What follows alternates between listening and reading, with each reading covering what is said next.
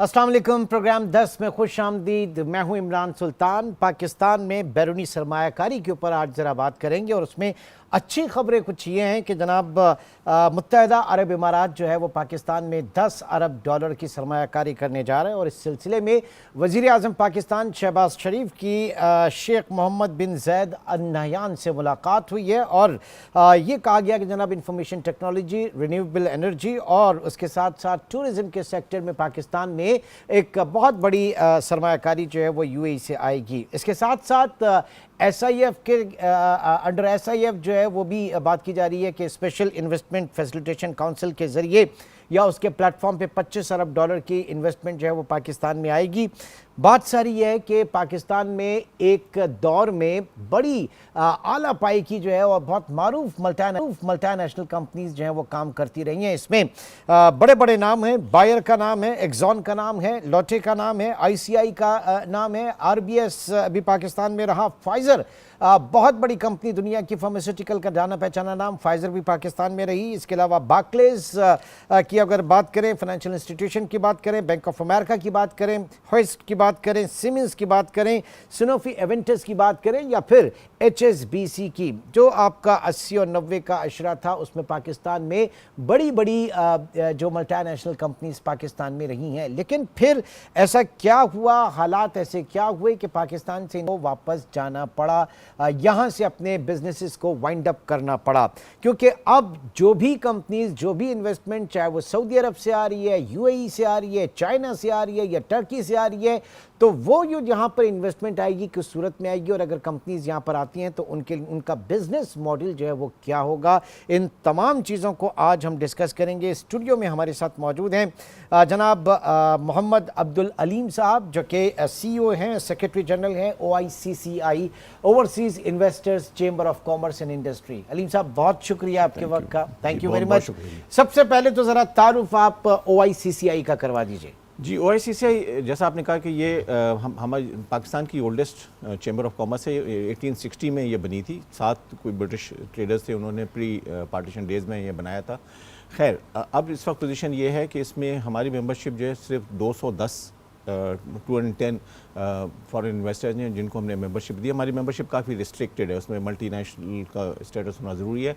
हमारे जो मेंबर्स हैं वो 31 कंट्रीज से आए हुए हैं, वो 14 की सेक्टर्स में काम कर रहे हैं और इसके अलावा सिर्फ यही नहीं है, बल्कि ये कि हमारे जो मेंबर्स हैं वो सबसे ज़्यादा टैक्स पाकिस्तान में देते हैं। अगर आप पाकिस्तान के टॉप 10 टैक्स पेयर्स लें या टॉप 20 टैक्स पेयर्स लें, उसमें से 80% हमारे मेंबर्स हैं। अच्छा, पाकिस्तान का ये 210 कंपनीज जो हैं, पाकिस्तान का 1/3 टैक्स रेवेन्यू देती हैं इन डिफरेंट फॉर्म्स। इससे इनकम टैक्स की मैं बात नहीं कर रहा हूँ, इसमें प्रोडक्ट टैक्सेस भी हैं, दूसरी चीज़ें। तो 1/3 ऑफ द टोटल टैक्स, तो रफली कोई 8 से 9 बिलियन डेली ये पाकिस्तान, अच्छा, OICCI के मेंबर्स रेवेन्यू में कंट्रीब्यूट कर रहे हैं। इसके अलावा दूसरी एम्प्लॉयमेंट कोई 150,000 लोग हैं जो डायरेक्टली और इनडायरेक्टली हमारे मेंबर्स के साथ इंगेज हैं। 1.5 लाख बड़ा फिगर है। जी हाँ, उससे बड़ा जो इमरान साहब जो हमारा कंट्रीब्यूशन है वो ये कि ट्रांसफ़र ऑफ टेक्नोलॉजी और बेस्ट प्रैक्टिसेस। पाकिस्तान में आप अगर इस वक्त बैंक्स के जितने CEOs देखें उसमें से मेजॉरिटी फॉर एग्जांपल आपको मिलेंगे, ये वो लोग हैं जो कि ट्रेन हुए हैं किसी ना किसी फॉरेन बैंक्स में, इसी तरीके से और मल्टीनेशनल्स में। तो हमारे जो मेंबर्स हैं उनका कंट्रीब्यूशन ओवर द ईयर्स जो हम साथ, और फिर वही लोग हमारी मिनिस्ट्रीज में, वजीर ख़जाना हमारे इस वक्त बात करें वो आपके फाइनेंशियल सेक्टर से, वज़ीर आज़म भी हमारे रहे और इस वक्त भी जो वज़ीर ख़जाना है वो ज़ाहिर है किसी फॉरेन इंस्टीट्यूशन से आए, तो कोई ज़रूरी नहीं कि हमारे मेंबर हों, लेकिन बहरहाल वो इसी यानी ट्रांसफ़र ऑफ टेक्नोलॉजी एक्सपोजर होता है, एक्सपोजर होता है, भेजा जाता है। तो इसके अलावा हमारा जो और अभी भी हमारा जो कंट्रीब्यूशन है ये कि पाकिस्तान में FDI बहुत कम आ रहा है आजकल। नहीं, लेकिन आपने कहा 210, अच्छे वक्तों में क्या वो होगा मेंबर्स की तादाद? एक अच्छे नहीं, मेंबर्स इससे कम ही थे, ज़्यादा नहीं थे हम, इसलिए हमारी मल्टीनेशनल, हमारी एंट्री ज़रा काफ़ी सख्त है और ये कि हम सिर्फ मल्टीनेशनल्स और उनकी सब्सिडीज़ को ही लेते हैं, ताकि हमारा जो एक वी डोंट वांट के एक जो स्टैंडर्ड है उसमें कोई कॉम्प्रोमाइज़ आए। ठीक है, ठीक है, ठीक है। اچھا جی، اب آپ ایک چیز جو میں آپ کو بتانا بھول گیا تھا، جو میں نے کہا کہ میں آپ کو بتا دوں، وہ یہ کہ دیکھیں اس وقت بھی جو ایف ڈی آئی پاکستان میں آ رہا ہے اس میں دو ٹائپ کے ایف ڈی آئی ہوتے ہیں. ایک تو یہ ہوتا ہے کہ یہ جو نیا چائنا سے آ رہا ہے، ادھر سے آ رہا ہے، اور دوسری کنٹریز ہو رہا ہے. دوسرا یہ ہے کہ ہمارے جو ممبرز ہیں وہ بھی ری انویسٹ کرتے ہیں. وہ دیکھتے ہیں اگر ان کے سیکٹرز میں اپرچونیٹیز ہیں تو اگر فرض کیجئے کسی ملٹی نیشنل نے $100 ملین کا پروفٹ بنایا ہے مثال کے طور پہ اس کے سیکٹر میں، اور ہر وقت حالات ایک سے نہیں رہتے ہیں، سچویشن آتی رہتی ہے، تو وہ ری انویسٹ کرتے ہیں. تو ہم جو چاہے وہ ایکسپینشن پلانز ہوں، ایگزیکٹلی آپ نے بالکل ایگزیکٹلی. تو لاسٹ 10 ایئرس کی ابھی جیسے ہم نے اسٹڈی کی اور ہم یہ شیئر کرتے ہیں گورنمنٹ سے بھی، اور گورنمنٹ بھی ہمارے ساتھ کافی اس معاملے میں انگیج رہتی ہے کہ لاسٹ 10 ایئرز میں فار ایگزامپل پاکستان میں ٹوٹل ایف ڈی آئی جو آیا ہے وہ تقریباً $20 بلین آیا ہے. اس کے اگینسٹ ہمارے اپنے ممبرز نے جو ری انویسٹ آپ نے جیسا کہا وہ ایکسپینشن کے لیے اور امپرومنٹ کے لیے کوئی $22 بلین کا انویسٹمنٹ کیا ہے انہوں نے. اچھا، یہ کوئی بہت بڑا فگر نہیں ہے، لیکن پاکستان میں ویسے بھی ایف ڈی آئی جس طریقے سے آ رہا ہے اس کے لحاظ سے یہ میسج ہے کہ جو those who are here they have more confidence in the economy and the future of Pakistan than those who are sitting outside. Hardly double digit میں جس ملک کے ریزروز ہوں $10 ارب، وہاں پر اگر $22 ارب کی سرمایہ کاری یا ایکسپینشن پلانز کے اندر یا ری انویسٹ آ رہی ہے تو وہ ایک بڑا ایک میننگ فل وہ ہوتا ہے پورشن. اب یہ بتائیے کہ جو کمپنیز میں نے نام لیں، بڑی بڑی کمپنیز ہیں، یہ پاکستان سے جب گئیں تو ایسے کیا حالات ہے؟ اس میں دیکھیں دو تھیوریز اس میں ہیں، میں چاہوں گا آپ دونوں کے اوپر ذرا بات کریں. ایک تو یہ کہ ہمیشہ سے کہا جاتا ہے کہ جناب لا اینڈ آرڈر، انفراسٹرکچر کا نہ ہونا، یہ بہت ہرڈلز تھے. پھر دوسرا یہ کہ پاکستان میں جو فورن انویسٹمنٹ جو کمپنیز ہیں اور اس وقت جو پالیسیز تھیں وہ ایک طریقے سے ان کے لیے بڑی ون ون سچویشن ہوا کرتی تھی اور پاکستان کے فیور میں نہیں ہوا کرتی تھیں. لائک ان کو ٹیکسز کے اندر بہت چھوٹ ملتی تھی، بہت ان کو رعایت ملتی تھی. اس کے علاوہ امپورٹ ڈیوٹیز کے حوالے سے ان کو ایک بہت ایک اچھا پیکج ملتا تھا. تو اس کے بعد جب دنیا میں فری ٹریڈ اکانومی آئی تو اس فری ٹریڈ اکانومی رجیم کے اندر ان کا کام کرنا اتنا وائبل نہیں رہا شاید. پلیز دیکھیں یہ اس کا ذرا میں لمبا جواب دوں گا اس کا. بالکل. دیکھیں یہ ہے کہ کوئی کسی ایک کنٹری میں انویسٹ کرنے سے پہلے بہت سوچا جاتا ہے. تو وہ جہاں اب آپ ہیڈ کوارٹر میں بیٹھے ہوتے ہیں جرمنی میں یا یو ایس میں یا یو کے میں کہ ہم سنگاپور میں ہیں، ہم ملیشیا میں ہیں، should be open up in India, should be open up in Pakistan, وہ ڈیسیشن اگر آپ نے لے لیا ہے، آپ آ گئے، تو پھر آپ اتنی جلدی جاتے نہیں ہیں unless you are so depressed کہ آپ کہتے ہیں کہ اب اس میں امپرومنٹ کی گنجائش نہیں ہے. تو یہ جو کمپنیز جن کا آپ نے نام لیا ہے یا یہ جو ہیں، میں ان کے کچھ کے میں آپ کو جواب بتا دوں گا کہ کیا حالات ہیں، کیوں ہیں کہ وہ آنا بہت مشکل ہوتا ہے، جانا بہت بھی اتنا ہی مشکل ہوتا ہے، کیونکہ وہ آپ کو کہنا پڑتا ہے کہ کیوں آپ ایگزٹ کر رہے ہیں. صحیح ہے، ٹھیک ہے نا. تو وہ چھوٹے چھوٹے چیزیں ہوتی ہیں جو بڑھ کے اتنے بڑے مسائل بن جاتے ہیں. میں ایک مثال نہیں، اس میں پرسیپشن بھی ہوتی ہے. مثال کے طور پر شیل جو ہے وہ 77% اسٹیکس اپنے ہٹا رہا ہے تو وہ اور بزنسز سے دنیا بھر سے ہٹا رہا ہے، وہ اپنی ان کی ایک اسٹریٹجی اس کے تحت جا رہا ہے. لیکن پاکستان میں اس طرح سے کہا گیا کہ جناب شیل پاکستان چھوڑ کے جا رہا ہے، ہمارے یہ تو بڑا اس کو نیگیٹو پورٹری کیا گیا. کچھ ان کے کمرشل ڈیسیشنز جو ہیں وہ ہر کمپنی انڈیپینڈنٹ ہوتی ہے لینے میں. لیکن دیکھیں اس کے اب شیل کے ہی آپ مثال لے لیں، میں شیل کے لیے نہیں بول رہا ہوں، میں آپ کو بتا رہا ہوں آئل کمپنیز کے لیے بتا رہا ہوں. دیکھیں پاکستان میں ایک ڈیلرز مارجن ہوتا ہے اور ایک ڈسٹریبیوٹرز مارجن ہوتا ہے. یہ جو پیٹرول پمپس ہوتے ہیں ان کے اپنے مارجنز ہوتے ہیں. اس کے علاوہ آئل کمپنیز جو ہیں وہ اپنی اسٹوریج کرتی ہیں، امپورٹ کرتی ہیں، ان کے اپنے مارجن ہوتے ہیں. ہم نے جو ہے وہ اس کو اتنا بڑا مسئلہ بنا دیا ہے، صرف 10 پیسے اور 15 پیسے پہ بحث ہو رہی ہے. اچھا کہ پر لیٹر یہ ملے گا. آپ نے اس کو لٹکا کے اتنے لمبا ڈسکشن کر دیا. آئل پرائسنگ کون فکس کرتا ہے؟ گورنمنٹ آف پاکستان کرتی ہے. صحیح. مارجن کون فکس کرتا ہے؟ گورنمنٹ آف پاکستان کرتی ہے. مارجن اگر آپ ان کو 10 پیسے میں نہیں دیں گے اور ان کو لاس ہوگا تو وہ لاس 1 سال برداشت کرے گی شیل یا جو بھی ایک کمپنی ملٹی نیشنل ہوگی، 2 سال کرے گی. اگر یہ میسج مستقل جائے گا پاکستان میں، جو جیسے ٹوٹل پارکو ہے اور دوسری کمپنیز ہیں، مستقل جائے گا کہ یار یہ 10 پیسے پہ لڑ رہے ہیں اور یہ ڈیسیشن نہیں لے پاتے ہیں، تو وہ میسج وہ کہیں گے یار why should we be there in this country. ٹھیک ہے. دیکھیں سر، اس کا فلپ سائڈ بھی ہے نا، دوسری طرف بھی آپ دیکھیں نا، آپ ہی کے یہاں فارن انویسٹمنٹ آپ کے جو IPPs کے حوالے سے اگر بات کریں اور انڈیپینڈنٹ پاور پروڈیوسرز جو ہیں ان کو جو آپ نے سورن گارنٹی دی ہوئی ہے جن شرائط کے اوپر کہ جناب آپ بجلی ان سے نہ لیں، آپ نے ان کو بلینز آف ڈالرز کے اندر پیمنٹ کرنی ہے، تو وہ اس سے آپ کا پورا ایک سرکولر ڈیٹ اور بہت آپ جو اصل ڈیٹ ہے حکومت کا اسی کے اوپر ہے نا، تو وہ سورن گارنٹی وہاں پر کلیم کر رہے ہیں. یہاں پہ آپ کہہ رہے ہیں کہ 10 پیسے کے اوپر جو ہے یہ کمپنیز باہر جا رہی ہیں، تو یہ بڑا یہ ایکویشن بیلنس کس طریقے سے سوال یہ ہے کہ جب آپ نے انویسٹمنٹ کے لیے بلایا تھا ان کو، ایگزیکٹلی دیٹس دا پوائنٹ، ہے نا، آپ نے اپنا ہوم ورک نہیں کیا تھا، آپ نے ان کو ایسی انویسٹمنٹ انسینٹیو دیے، ظاہر ہے بہت زیادہ دیا آپ نے، 15% ڈالرز. سر آپ پروفٹ ریپیٹریشن دیکھیں نا، ذرا لمٹ اٹھا کے دیکھیں، کیا دنیا میں اتنی ہوتی ہے جو پاکستان میں کہا ہوا ہے ہم نے اوپن، آپ آئیں کمائیں جتنا چاہے لے جائیں؟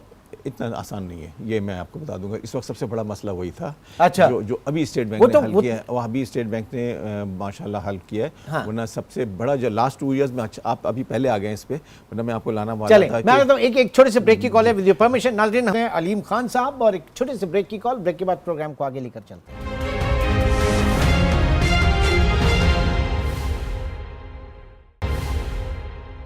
Welcome back. جی جناب، ہم بات کر رہے تھے پروفٹ ریپیٹریشن کے اوپر، پھر آپ اس کا ذرا کرنسی ڈیویلیوشن سے بھی ذرا جوڑ لیجیے گا کیونکہ یہ دو بہت بڑے مسائل ہیں.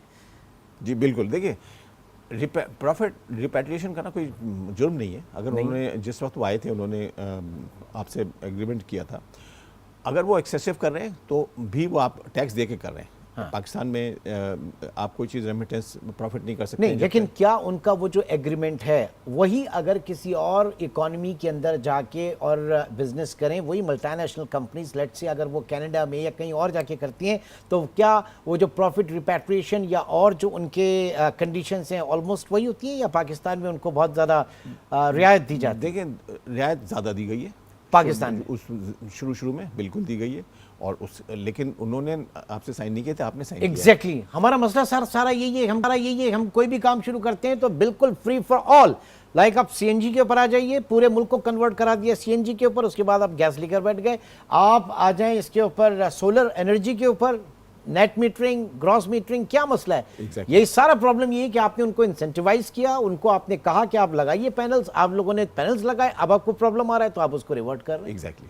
تو یہ میسج کیا ہے اس کا میسج یہی ہے کہ آپ کی تھنکنگ جو ہے بہت نیرو ہے. آپ 2 سال کے لیے سوچتے ہیں، شاید 5 سال کے لیے سوچتے ہیں، آپ آگے کا نہیں سوچتے ہیں. فوری بجٹ ڈیفیسٹ کا سوچتے ہیں سر کہ اس سال کا بجٹ ڈیفیسٹ کیسے بریج ہوگا، بس یہ پیسے چاہیے. اس سال دے دو تاکہ اس کے بعد دیکھی جائے کہ اس وقت 30,000 ہم جنریٹ کر رہے ہیں، استعمال سردیوں میں جو ہے صرف 10,000 کرتے ہیں. اب ہم انڈسٹریز کو پریشان کیا ہوا ہے ہم نے. ابھی ہم نے پرسوں OICCI نے بہت بڑی اسلام آباد میں انرجی کے اوپر کانفرنس کی تھی، اور اس میں یہی ایشوز آئے ہیں کہ ہم جو ہے وہ سرکولر ڈیٹ لے کے بیٹھے ہوئے ہیں. ہم نے پرومس کیا ہوا ہے، ایک طرف یہ مسئلہ ہے، دوسری طرف کنزیومر بیچارہ رو رہا ہے، جو صحیح رو رہا ہے کہ انرجی جو کاسٹ اتنی زیادہ ہے کہ وہ برداشت سے باہر ہو رہی ہے. انڈسٹری جو ہے ان کے لیے آپ وائبل نہیں رہا.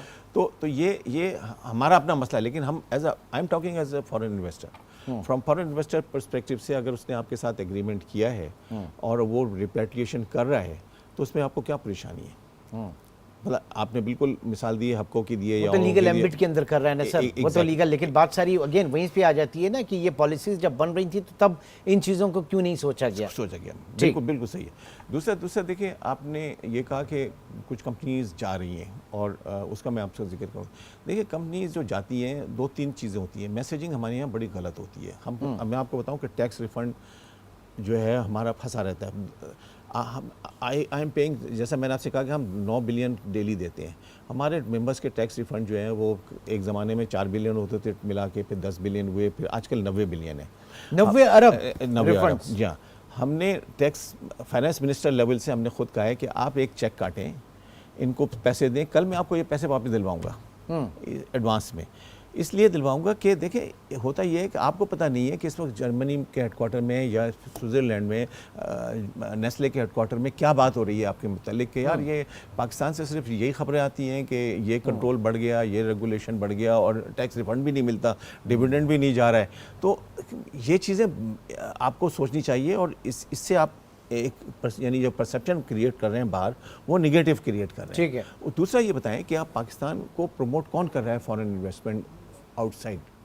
یہ پرائم منسٹر کا جانا جو ہے یہ بڑی اچھی بات ہے، لیکن یہ گورنمنٹ ٹو گورنمنٹ ہو رہی ہے، پرائیویٹ سیکٹر اصل سے وہ چیز ہے۔ ایگزیکٹلی مجھے یہ بتائیں کہ کتنی دفعہ فائنانس منسٹر آف پاکستان یا کوئی investment minister of Pakistan B B C پہ کھڑے ہو کے یا کسی اور انٹرنیشنل فورم پہ کھڑے ہو کے پاکستان کو پروموٹ کر رہا ہے کہ پاکستان میں یہ چیز اچھی ہے، یہ چیز اچھی ہے، you should come to Pakistan. آپ ہر وقت دیکھیں CNN میں دیکھیں ملیشیا کی تعریف ہو رہی ہوتی ہے، ترکی کی ہو رہی ہوتی ہے، پاکستان کے لیے کیا باتیں ہو رہی ہیں؟ تو ہمیں یہ سارا ایک انوائرمنٹ کریٹ کرنا ہوتا ہے۔ ہم نے لوگوں کو باہر یہ امپریشن دیا ہوا کہ پاکستان میں سیکیورٹی کا بڑا کنسرن ہے، پاکستان میں پالیسی بہت چینج ہو جاتی ہے، پاکستان سے یہ آئیے ذرا اس پوائنٹ کے اوپر کہ ایک کنسسٹنسی ہے پالیسی کی، حکومتوں کے جانے کے ساتھ وہ پالیسی چینج ہو جاتی ہے، پیراڈائم شفٹ ہو جاتا ہے بالکل۔ پہلے پتہ چلا آپ سی پیک لے کے چل رہے ہیں، ڈرائیونگ سیٹ پہ سب کچھ ہے، گورنمنٹ گئی سی پیک بیک برنر پہ چلا گیا، دین اس کے بعد دوبارہ سی پیک آ گیا۔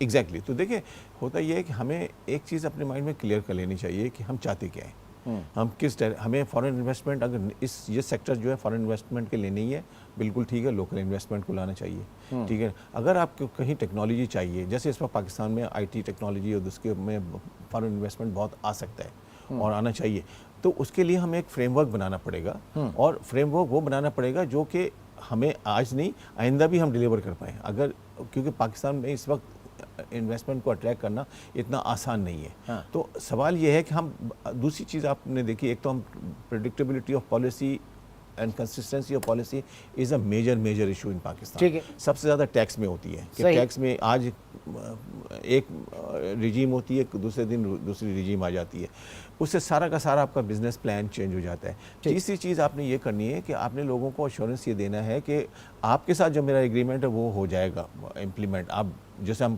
آئل یہ بجلی کے لیے کر رہے ہیں۔ تیسرا ہمیں یہ ہے کہ ہمیں بتا دینا چاہیے لوگوں کو کہ ہم ان سیکٹرز میں فارن انویسٹمنٹ چاہتے ہیں، ان سیکٹرز میں نہیں چاہتے ہیں۔ لیکن سر جو کمپنیز آ رہی ہیں، مثال کے طور پہ چائنا کے ساتھ آپ کی میرے خیال سے جو سنگل لارجسٹ پاکستان میں انویسٹمنٹ ہے وہ چائنا کی ہے اس وقت نا؟ نہیں دین نہیں، یورپین ہماری کمپنیز جو ہیں، ہمارے پاس آپ کو میں نے شروع میں 2000 اوکے نہیں میں بات کروں سی پیک کے حوالے سے اس میں جو $25 بلین کی ہے، یہ جو کمپنیز پاکستان میں رہی ہیں وہاں پہ جو ابھی آپ نے بھی تذکرہ کیا تھا ٹیکنالوجی ٹرانسفر کے حوالے سے، کہاں ہم نے دیکھا کہ صحیح معنوں میں ٹیکنالوجی ٹرانسفر ہوئی ہے؟ یا پھر آپ اپنے آٹومیشن آٹو کے سیکٹر میں اگر آ جائیں تو وہاں پہ بہت مایوسی ہوئی ہے پاکستان میں جو اس ٹیکنالوجی ٹرانسفر ہونی تھی؟ آٹو سے پہلے میں نے آپ کو ایک تھوڑی سی اگر آپ کی اجازت ہو کہ کہاں ٹرانسفر ہوئی ٹیکنالوجی، فرٹیلائزر پاکستان میں کہاں بنا؟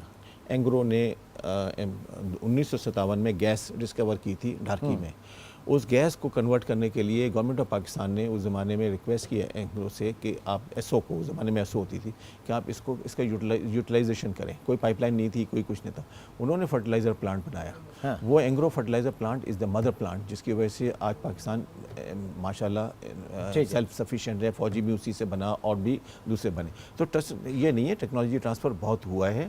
آپ کی بات آٹو میں بالکل صحیح ہے، آٹو میں کیا ہے وہ کیا، لیکن دیکھیے آٹو سیکٹر میں انہوں نے پالیسیز ڈیلیشن پالیسی جو تھی ان کی وہ نہیں امپلیمنٹ ہوئی تو آپ بالکل پکڑے انہیں، آپ نے پالیسی بنائی، آپ نے اگر وہ نہیں امپلیمنٹ ہو رہی ہے، وہ ان کی اپنی شکایتیں، کیونکہ ہمارے پاس ٹوئٹا ہمارا ممبر ہے، دوسرے اور لوگ ہمارے ممبر ہیں، وہ یہ کہتے ہیں کہ گورنمنٹ نے جو چیز پرومس کی تھی وہ ڈیلیور نہیں ہوئی ہے، وہ میں اسپیسیفک میں نہیں جا سکتا ہوں، نہ مجھے جانا چاہیے، لیکن اگر نہیں کیے تو آپ پکڑے ان کو۔ What about this pharma sector میں اتنے عرصے سے ہم ایک چیز کو دیکھ رہے ہیں کہ جناب آپ کی جو میکسیمم پرائس کیپ اس وقت پاکستان میں لگا ہوا تھا، اور جو قیمتیں پاکستان میں جو نان اسینشیل پرائسز ہیں ان کو حکومت جو ہے وہ ریگولیٹ کر رہی ہے۔ 1300 ادویات پاکستان میں بننا بند ہو گئیں، اس کے بعد جو بڑی ملٹی نیشنل کمپنیز ہیں وہ بھی پاکستان سے باہر چلی گئیں۔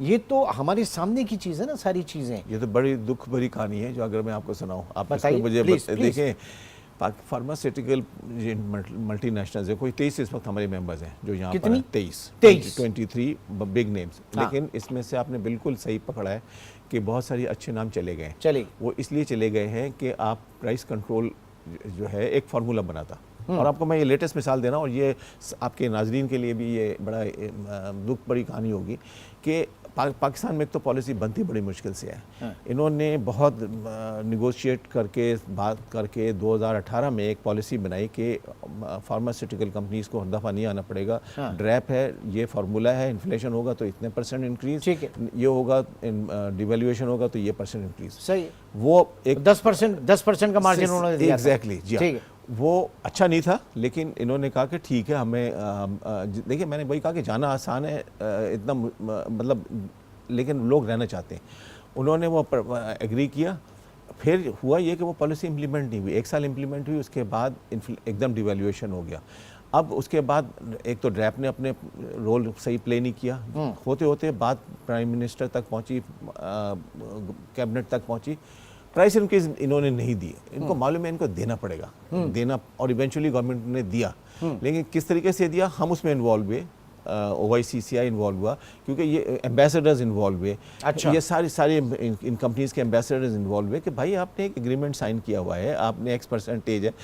होता ये है कि ये जो ब्यूरोक्रेट्स हैं ये पॉलिटिशियंस बन जाते हैं, पॉलिटिशियंस जो होते हैं, मिनिस्टर जो हेल्थ जो होते हैं कभी कभी वो बन जाते हैं ब्यूरोक्रेट्स के, नहीं 2% इंक्रीज दूंगा तो पाकिस्तान में क्राइसिस आ जाएगी। None of your business. मतलब देखिए, हुकूमत का काम कारोबार करना नहीं है, हुकूमत का काम कारोबार के लिए कंड्यूसिव माहौल फराहम करना है, पॉलिसीज फराहम करना है, पॉलिसी फ्रेमवर्क देना है। और बात सारी ये है कि हम मोटा मोटा अगर समझे फार्मा में, अगर एक चीज, एक दवा, एक टैबलेट 100 रुपए की लेट से कह लें और 10% उसके ऊपर इजाफा, तो वो 110 की थी ना, वो अब नहीं है, तो वही चीज 600-700 की ब्लैक मार्केट के अंदर है। इनको ये समझ में नहीं आ रहा। एग्जैक्टली आपने देखा पेनाडोल बंद हुई एक जमाने में कि 2 पैसा बढ़ाना था या जो भी पैसे बढ़ाना था, इससे फाइनेंस मिनिस्टर साहब को इन्वॉल्व होना पड़ा। Is this something that the finance minister of this country of 240 million should be negotiating the Panadol prices? No. And यही चीज़ इसमें भी हुई है कि फार्मास्यूटिकल प्राइसेस बाद में बढ़ गई हैं, क्रेडिट टू प्राइम मिनिस्टर, लेकिन बहुत अफसोस की बात है कि हमको प्राइम मिनिस्टर को अप्रोच करना पड़ता है। ठीक है, मैं ज़रा इसी टॉपिक पे थोड़ी सी देर और बात करना चाहूँगा। हमारे मोहम्मद अब्दुल अलीम साहब जो कि सेक्रेटरी जनरल हैं overseas investor chamber of commerce and industry के, एक छोटे से ब्रेक के बाद दोबारा मिलेंगे।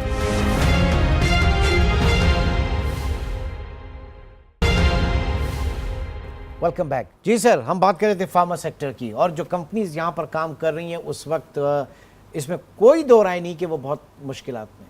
देखिए, इस एक तो ये है, दूसरा ये होता है कि हमें इनके जो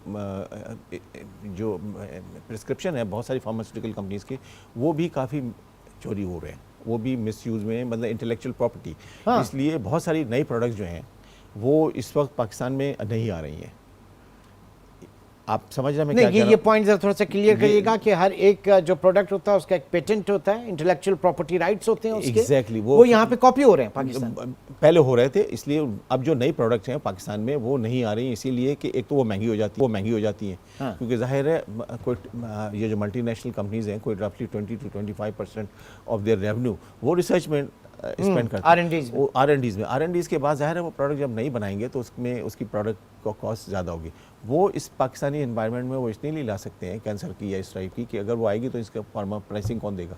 और दूसरा ये कि पहले ये होता था, आपका मुझे लेटेस्ट नहीं मालूम है, कि ये रजिस्ट्रेशन के लिए जब फॉर्म जाता था तो सारी चीज़ें डिस्क्लोज होती थी कि इंग्रेडिएंट्स क्या हैं क्या नहीं है। इससे पहले कि जिसने इन्वेंट किया उसको मिले, इससे पहले किसी और को मिल जाता था। अच्छा, ठीक है, तो इसलिए अब वो चीज़ें रुक गई हैं हमारे पास आना। और ये सिर्फ फार्मा पे नहीं है, और भी जगह हो रहा है, मतलब चीज़ों में हम ये इंटेलेक्चुअल प्रॉपर्टी की किसी की ब्रांड जो है, कि अगर आप शेल के पेट्रोल पंप के ऊपर फर्ज कीजिए ईरान का स्मगल डीजल बेचेंगे, हाँ। तो वो किसका लॉस हो रहा है? गवर्नमेंट ऑफ पाकिस्तान का लॉस हो रहा है और शेल का नाम बदनाम हो रहा है। ठीक है, तो ये इस टाइप की जो अपॉर्चुनिटीज़ हैं जिसकी वजह से थोड़ा सा फार्मास्यूटिकल कंपनीज ने मतलब थोड़ा सा अब यहाँ पे जो रेगुलेटरी इन्वायरमेंट है जरा उसमें, क्योंकि रेगुलेटरी, जब आप फार्मा की बात कर रहे हैं, ड्रैप का हल्का फुल्का तस्करा किया, वरना हम देखते हैं कि जनाब पाकिस्तान में और भी रेगुलेटर्स हैं, SACP है, नेपरा है, पैमरा है, वो बड़ी अपने आज़ादाना काम करते हैं। और पाकिस्तान में जो ड्रैप में हम वो चीज़ें नहीं देखते कि एक तो उसको एक मिनिस्ट्री, हेल्थ मिनिस्ट्री के अंडर कर दिया है, नंबर 1। नंबर 2, पाकिस्तानी को पता है कि जनाब महीने के मिड से 2-3 दिन पहले ओगरा ने जो है वो 11 रुपए इजाफे की समरी भेजी, उनको पता है कि इजाफा होना है और गवर्नमेंट की तरफ से भेजी है। अब गवर्नमेंट उसमें 10 रुपए करती है, 11 रुपए, ये गवर्नमेंट की कॉल।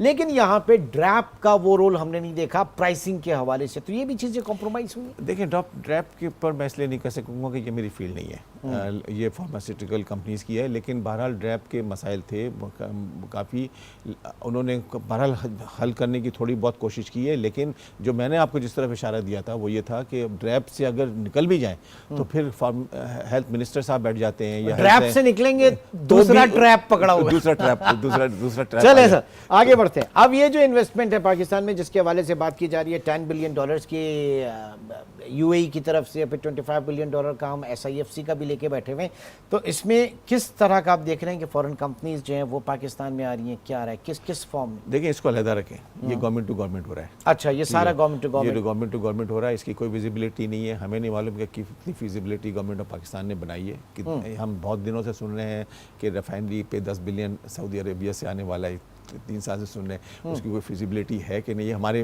और है तो किन कंडीशंस के ऊपर है, किस कंडीशन है, फिर सॉवरेन गारंटी कल मेरी अगली नस्ल जो है वो कितनी बर्दाश्त करेगी उसके ऊपर, तो उस पर कमेंट करना सारा खतरनाक है।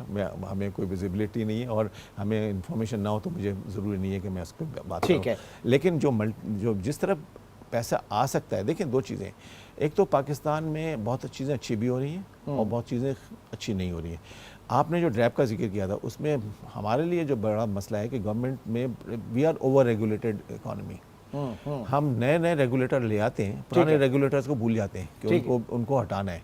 हम ये नहीं देखते हैं कि आपने SCCP की बात की, SCCP is a very good regulator, ठीक है ना, और ऐसे 2-4 कंपटीशन कमीशन बहुत अच्छा रेगुलेटर, लेकिन कुछ बहुत सारे ऐसे रेगुलेटर हैं जो एक दफ़ा बैठ जाते हैं तो उसके बाद वो क्लियरेंस नहीं देते हैं, वो एक चीज़ों को टाइम लेते हैं।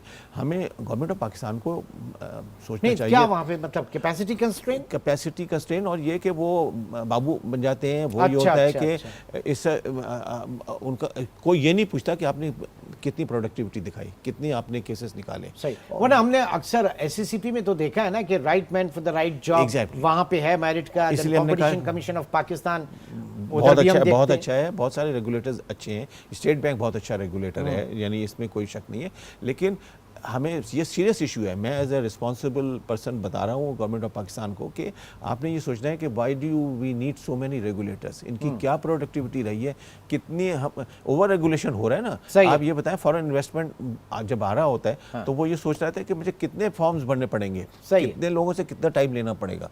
अब अगर हम पहुँच जाएँ प्राइम मिनिस्टर तक या फाइनेंस मिनिस्टर तक या तो हमारा काम हो जाता है, इसलिए कि फिर वो कहते हैं कि भाई क्यों ये चीज़ें नहीं रुक रही हैं। लेकिन हर कोई जो फॉरेन इन्वेस्टर आता है वो ये सब चीज़ें तो नहीं कर सकता है। मेरा काम, जैसे इस वक्त कोई भी पोटेंशियल नया फॉरेन इन्वेस्टर आ रहा होता है तो सबसे पहले हमसे बात करता है, वो हमसे। अच्छा, एक बात बिल्कुल, क्योंकि एक आध मिनट रह गया, मैं इस पर आता हूँ ज़रा। फाइनेंशियल इंस्टीट्यूशंस जो हैं पाकिस्तान में एक ज़माने में बड़े थे, बड़े बड़े नाम थे, और ज़ाहिर है कि अगर आप एडवांस टू डिपॉजिट अगर आप स्प्रेड की अगर बात करें तो वो दुनिया में कहीं इतना नहीं है जितना पाकिस्तान में, और वही उनके लिए एक अट्रैक्शन था।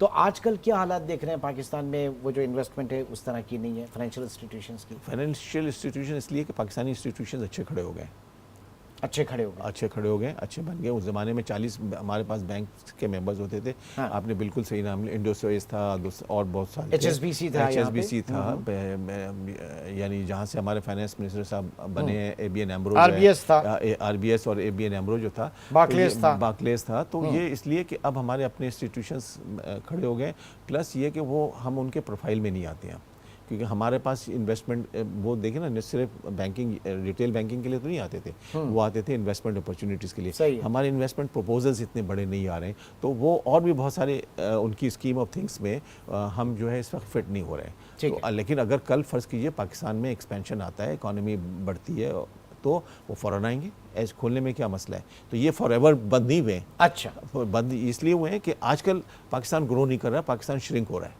ठीक, और दुनिया में ऐसे ही है, कुछ इस तरीके से दुनिया के हालात हैं, तो वो भी अपने बिजनेस और एक्सपेंशन प्लान्स को ज़रा देखते हैं। तो बहुत बहुत शुक्रिया अब्दुल अलीम साहब आपका, आपके वक्त का। नाज़रीन, आज के प्रोग्राम में हमने बात की है फॉरेन इन्वेस्टमेंट जो आ रही है, जो पाकिस्तान में प्राइवेट इन्वेस्टमेंट की अगर मैं बात करूं, जो एक ज़माने में बहुत बड़े बड़े नाम पाकिस्तान में मल्टीनेशनल कंपनीज़ थीं, वो क्यों गई, और अगर वापस उनको पाकिस्तान बुलाया जाए तो हमें क्या करना चाहिए। इन तमाम चीज़ों को आज के प्रोग्राम में हमने डिस्कस किया। इंशाल्लाह आपसे कल मुलाकात होगी। अपना बहुत ख्याल रखिएगा। अल्लाह हाफ़िज़।